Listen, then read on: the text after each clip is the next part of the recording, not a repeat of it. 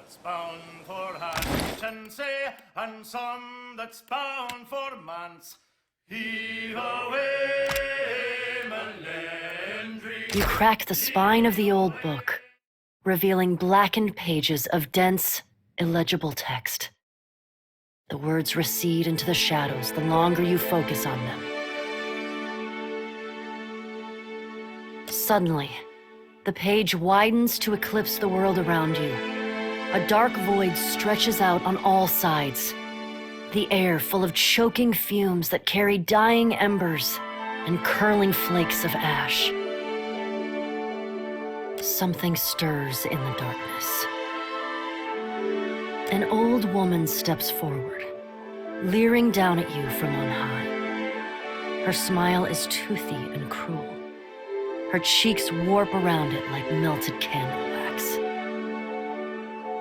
I'm so glad that my messenger tracked you down. These days it's impossible to find good help. Before you draw your weapon, know that these proceedings are under a banner of peace. If this was a trap, it would have already closed around you. You deserve my thanks, beloved. Since matters came to a close in the Deerwood, I have been more... well, it's been years since I felt this deliciously righteous. While Bareth whispers in one ear and Aethys shouts in the other, I thought you could use a more seasoned perspective to drown out the noise. Don't you find it unusual how open and accessible my siblings have made themselves? After millennia of subdued whispers, now they practically scream their intentions. And isn't it strange how we never bicker unless a mortal is watching? You do well to remember it, beloved. If we still possessed our glorious titans, my siblings and I would have put an end to Aethys and his rampage by now. While we are powerless to stop him, some of my kin wish to observe how mortals respond to this threat. They think it will shine a light on the value of our patronage. Have we raised you well enough to be self-sufficient? Or must we return to Eora and impose some corrective measures? A cross-section of society has converged on the Deadfire. Some of my kin are of an opinion that we are meant to judge mortals on the basis of their performance, while the rest of us have already made up our minds on the matter.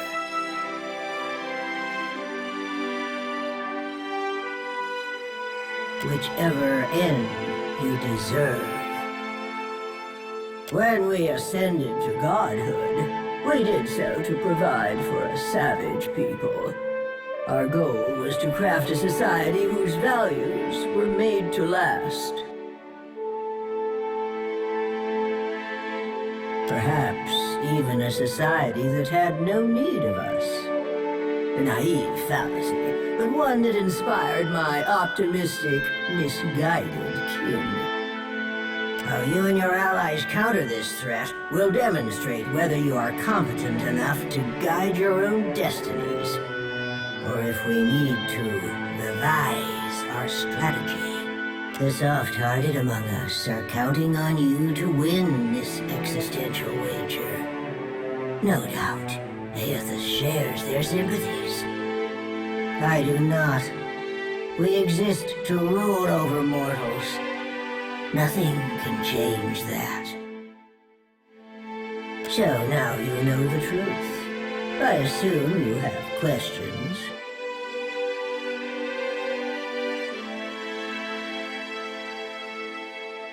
Whether knowingly or unintentionally, you seem to find yourself on the vanguard of change. Mortals like you come but once in a lifetime. Some would react poorly if I stripped mortals of their freedom without giving them a chance to plead their case. You have the honor of standing tall as their advocate. Before I return to Eora and assume my position as your deserving tyrant, you have this opportunity to prove me wrong. To demonstrate whether or not mortals are responsible enough to claim their future. How pragmatic of you. I can already see we're going to get along just fine. Mortals have precious little time to decide for themselves. Will they stand together as one, or swallow their pride and bend the knee? I have every confidence that you will disappoint us. Once my position is upheld, the undecided among the gods will embrace my plan.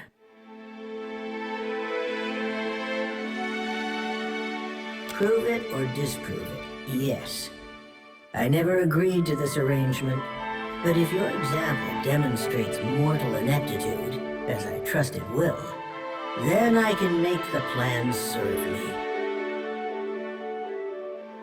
An assertive minority of gods believe that your choices will prove the value of their wild optimism. As if mortal collaboration and ingenuity are endorsements of our leadership.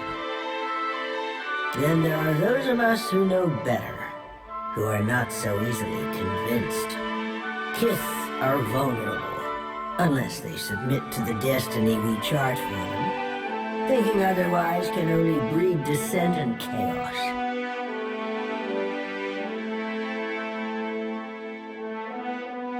It was an ambitious plan, our utopia. Perhaps too ambitious. We ascended to power, responding to a need inadequately satisfied. Assuming these roles gave us the authority to mold Eora over time, to influence you and lay the groundwork for a society yet to come. On the outset of the plan, some believed that mortals would outgrow us, as if that was a favorable outcome. To me, our eternal pantheon was always a critical fixture. Zarathos was one of those who supported mortals, while I have always been their most vocal critic.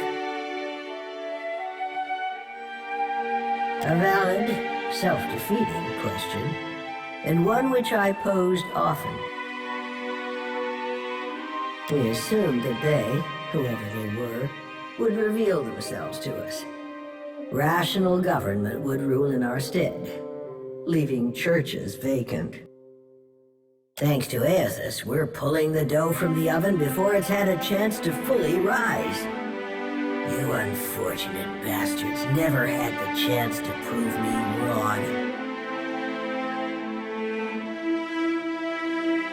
Opposition can take many forms. If a church embraces and weaponizes my doctrine, that is very different from me rampaging as a titan. Zarathos is not known for subtlety. Twice now, he has contaminated the purity of our experiment, and done so with extravagant displays that undermine our authority.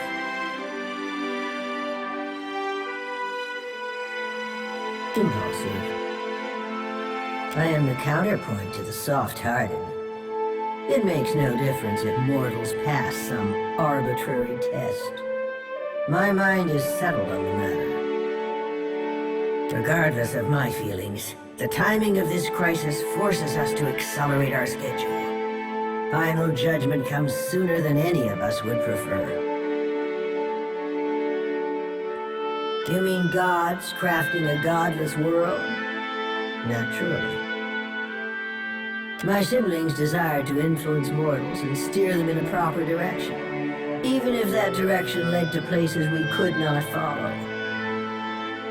I have no intention of being left behind. Society would unravel without its queen to impose strict order. If our pantheon found that mortals had cultivated a perfect, lawful system to maturity, I would not voice a word in protest. I would merely stand aside and await the inevitable collapse. Mortals need us. I know this as well as I know myself. Even a lawful and responsible society would be poised to collapse as long as its architects and strongest adherents were mortal. Any satisfaction that my siblings derived from their little experiment would be short-lived, and it would fall to me to clean up after their mess. Freedom is an unachievable illusion, heralded by the soft of heart.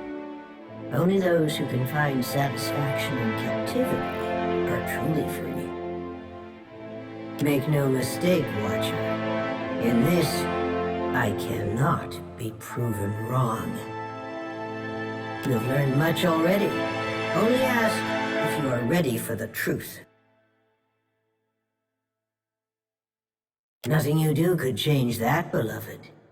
But you are so merciful and generous to worry after your kin. Don't concern yourself over the fate of your lesser colleagues.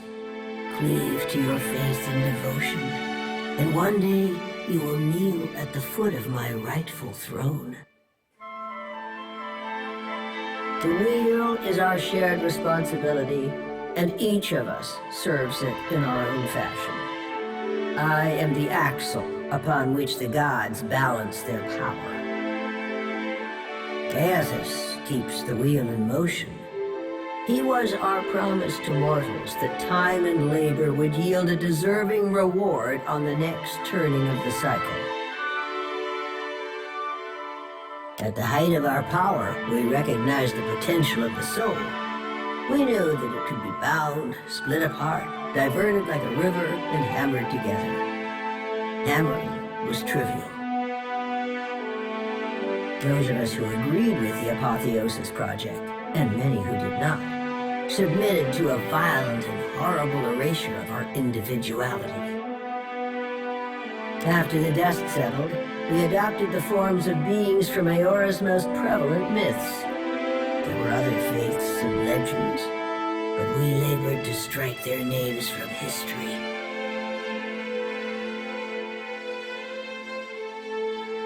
Much of reincarnation's mechanism exists in the idea space of the beyond.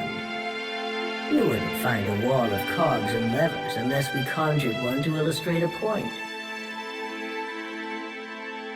The wheel has but one material component in all of Aeora. Something we built to channel essence through luminous Adra and into the beyond with reliable continuity.